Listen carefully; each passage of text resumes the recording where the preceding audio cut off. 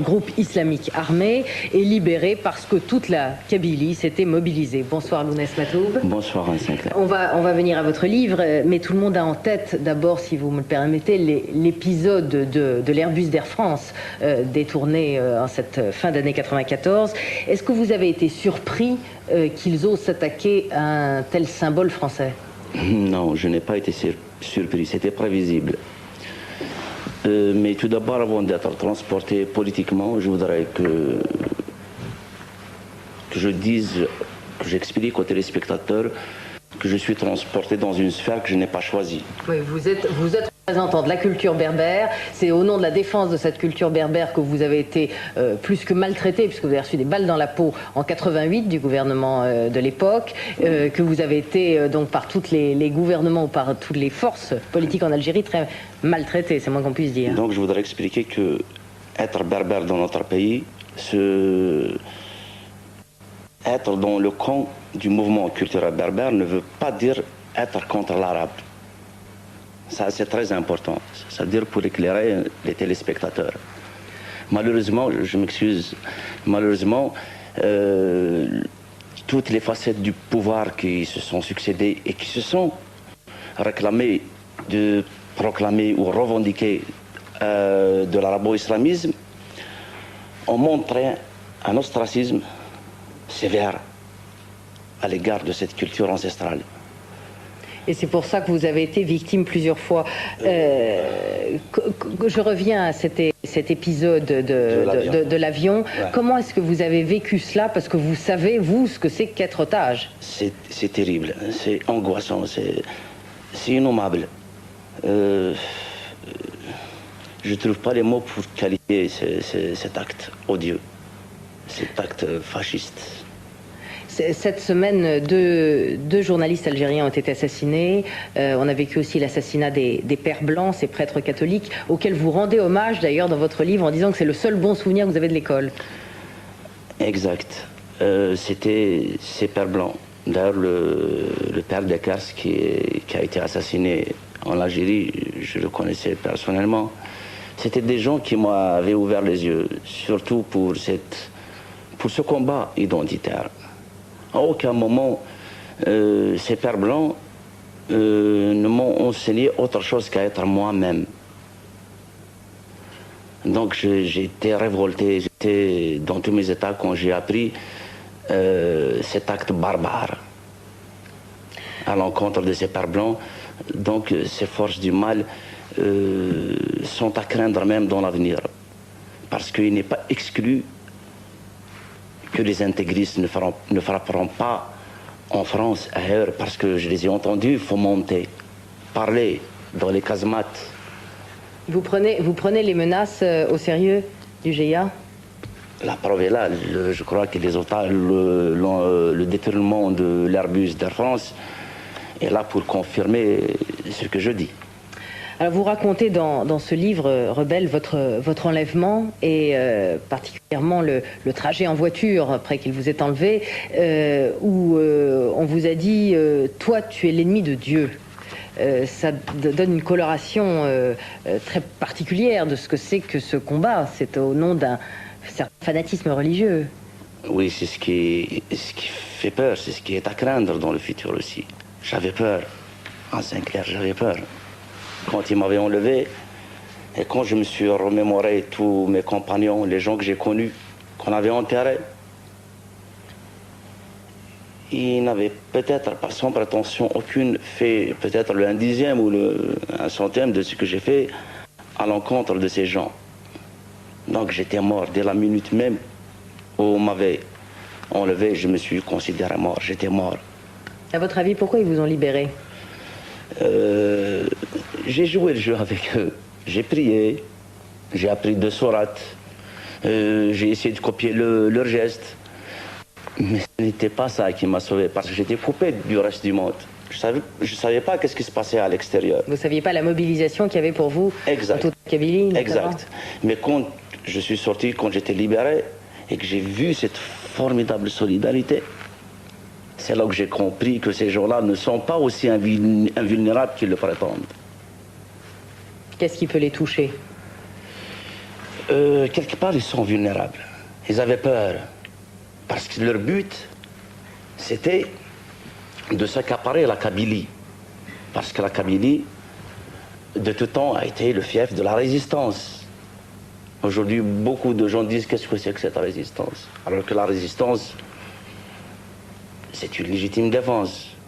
On ne lance pas des assauts, on subit des assauts.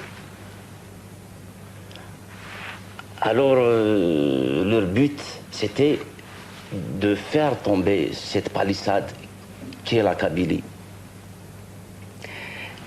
Et en travers moi, en travers peut-être ma popularité, ils ont voulu peut-être m'envoyer, peut-être les aider dans leur triste dessein. C'est vrai que j'ai joué le jeu, je leur ai dit que je vais vous aider, je ferai ça, parce que c'était ma tête qui était en jeu. Aujourd'hui, vous êtes retourné en Algérie depuis votre libération, ou vous êtes tellement condamné à mort là-bas que c'est invivable, enfin, pour vous? Elle me manque beaucoup, la Kabylie, surtout l'Algérie dans sa profondeur. Je ne suis pas reparti parce que là, je travaille. Il y a le livre dont vous venez de parler, il y a aussi mes spectacles. Vous allez faire 2 concerts au Zénith le 28 janvier. Le 28 janvier, donc en quelque sorte, j'ai du pain sur la planche. Mais j'y retournerai. Est-ce que, à votre avis, le président Zeroual est en mesure aujourd'hui d'organiser des élections, donc le retour à la démocratie? Et est-ce que vous souhaitez ces élections, dans la mesure où le processus démocratique a été interrompu en 91 parce que le fils menaçait de gagner ces élections? Alors est-ce qu'on peut lutter contre le fils et souhaiter en même temps ces élections et risque de revenir au pouvoir, ou d'arriver au pouvoir plutôt? En Sinclair, aucun homme de bonne volonté ne pourrait ne pas être d'accord, du moins sur le principe des élections. Mais aujourd'hui, on assiste à un terrorisme au quotidien. C'est des dizaines, des centaines de morts qu'on compte tous les jours. Donc le climat, je pense, je suppose, le climat n'est pas favorable à l'organisation de ces élections. Philippe de Villiers, vous avez écouté Lounès Matoub avec attention, j'ai vu. La question qui se pose aujourd'hui, c'est de savoir ce que la France doit faire vis-à-vis de l'Algérie. Est-ce qu'elle doit aider qui, comment, ou lier son aide à un retour à la démocratie? Et deuxième question, est-ce qu'aujourd'hui la France doit se faire plus accueillante qu'elle ne l'est? Et elle l'est, c'est vrai, beaucoup moins qu'hier, pour les opposants algériens qui souhaiteraient venir en France? Je crois que, d'abord, je voudrais saluer le courage de Matoub Lounès, où on dit Lounès, c'est votre prénom? Lounès, c'est son prénom. Votre prénom, Lounès Matoub. Votre courage physique, et votre courage tout court, et puis votre combat pour l'identité berbère. C'est tout à fait admirable.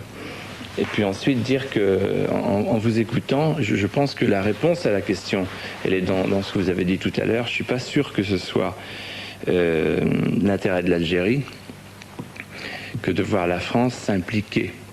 Je suis même certain du contraire. Moi, je pense qu'aujourd'hui, la France doit considérer l'Algérie comme un État indépendant, mais ne pas s'impliquer en choisissant l'une des factions en présence, d'une part pour ne pas importer chez nous cette guerre civile, et d'autre part parce que ce que veut le fils aujourd'hui, et je crois que vous l'avez dit récemment dans une interview, c'est pouvoir se débarrasser de ses adversaires en les envoyant dans toutes les bases arrières européennes.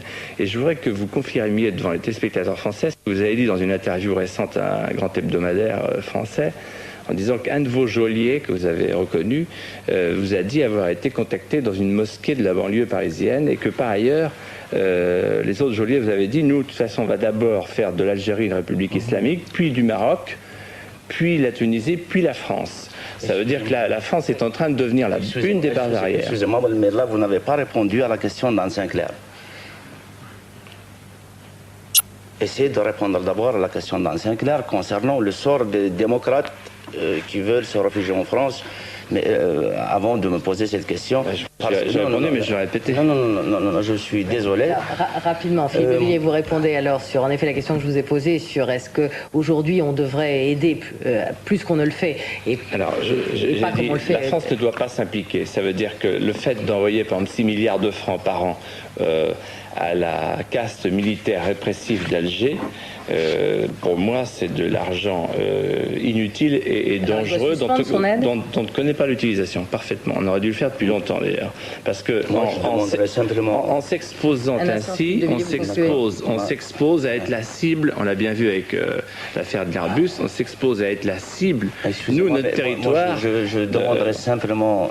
Et en toute honnêteté, de demander à la France de ne pas servir de base arrière au fils. Absolument, aux intégristes, excusez-moi, et de penser quand même au sort des démocrates, parce que les frontières sont aujourd'hui fermées, et ces démocrates sont la proie privilégiée du pouvoir, d'un pouvoir corrompu, et des intégristes. Donc je crois que ça c'est très très important. Quant à souligner, vous savez, les extrêmes, ils se rejoignent d'une manière ou d'une autre.